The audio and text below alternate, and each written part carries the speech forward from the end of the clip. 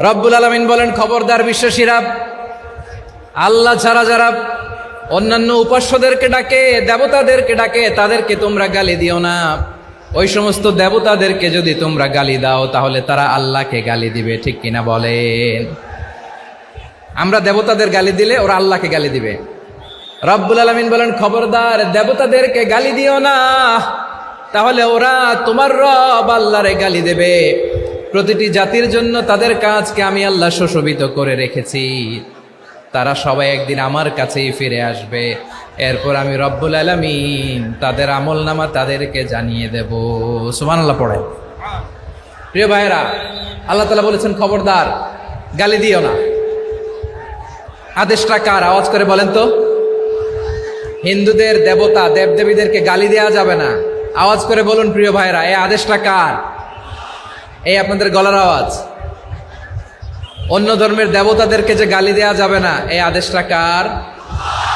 আরো জোরে বলুন, কার? গালি দিবেন কোন দেবতাকে? দিবেন?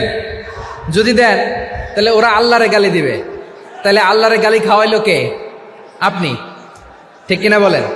আমি আল্লাহকে গালি খাওয়ানোর কারণ হলাম, কারণ আমি যদি গালি না দিতাম ওরা আমার রবকে গালি দিত না। আওয়াজ করে বলেন ঠিক কিনা? তাহলে প্রিয় ভাইয়েরা, ইসলাম আমাদেরকে শিখায়, সূরাতুল আনআমের 108 নম্বর আয়াত থেকে আমরা বুঝলাম কোন ধর্মকে ছোট করা যাবে না। অন্য ধর্মকে ছোট করা মানে ইসলামকে ছোট করা। অন্য ধর্মের দেবতাকে গালি দেওয়া মানে আল্লাহকে গালি খাওয়ানো। আওয়াজ করে বলেন ঠিক কিনা? খবরদার, এটা করা যাবে না। আর অন্য ধর্মের দেবতাকে যদি আপনি গালি দেন, ওরা ইসলাম থেকে দূরে সরে যাবে। যাও ইসলামের প্রতি আকৃষ্ট হয়েছিল আর কোনোদিন ইসলামের ধারে কাছে আসবে না। আওয়াজ করে বলেন ঠিক কিনা? এজন্য কখনো কোনোদিন অন্য ধর্মের দেবতাদেরকে গালি দেওয়া যাবে না। অন্য ধর্মের কোনো দেবতাদেরকে আমরা গালি দিব না, গালি দিব না, বরং ইসলামের beauty, the beauty of Islam, ইসলামের সৌন্দর্যকে আমরা তুলে ধরব। আমরা যদি বিশ্বনবী সাল্লাল্লাহু আলাইহি ওয়াসাল্লামের জীবনীর দিকে তাকাই, তাহলে আমি দেখব বিষ্ণু ইসা ইসলাম মক্কাতে কিংবা মদিনাতে অন্য ধর্মের লোকদের সাথে খুব পিসফুলি লাইফ লিড করেছেন। হোক মুশরিক, হোক খ্রিস্টান, হোক ইহুদি, বিশ্বনবী সবার সাথে মিলেমিশে ছিলেন। আলহামদুলিল্লাহ বলেন। ইসলাম হচ্ছে পিসফুল রিলিজিয়ান। অন্য ধর্মের প্রতি সহনশীলতার সবক ইসলাম আমাদেরকে দেয়। কিন্তু প্রতিটি মুসলিমের এটা মনে রাখতে হবে, আল্লাহর কাছে পছন্দনীয় গ্রহণযোগ্য ধর্ম, জীবনাদর্শ একটি, সেটা হচ্ছে ইসলাম। আওয়াজ করে বলেন সেটা কি? লালমনিরহাটের ভাইয়েরা আওয়াজ করে বলুন, আল্লাহর কাছে মনোনীত ধর্ম একটি, সেটা কি? এজন্য রব্বুল আলামিন বলেন, ইন্নাদ-দীনা ইনদাল্লাহিল ইসলাম, আল্লাহর কাছে মনোনীত গ্রহণযোগ্য অ্যাকসেপ্টেড ধর্ম মতাদর্শ একটা, সেটা হলো ইসলাম। ইসলাম ছাড়া অন্য কোনো ধর্ম যদি কেউ তালাশ করে, তার ওই ধর্ম আল্লাহ গ্রহণ করবে না। ওমাই ইয়াবতাগি গায়রাল ইসলামি দীনান ফালাই ইউকবালা মিন ওয়া হুয়া ফিল আখিরাতি মিনাল খাসিরিন।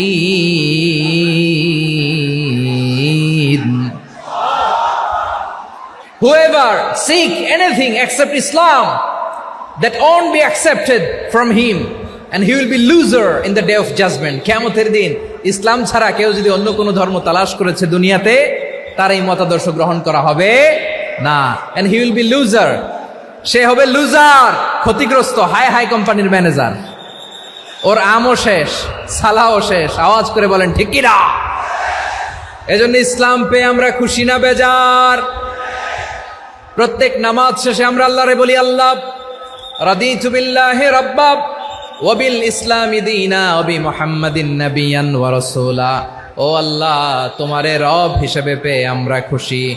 ও আল্লাহ, ইসলামকে ধর্ম হিসেবে পেয়ে আমরা খুশি। বিশ্বনবীকে আমাদের রাসূল পেয়ে আমরা খুশি। ঠিক কিনা বলেন?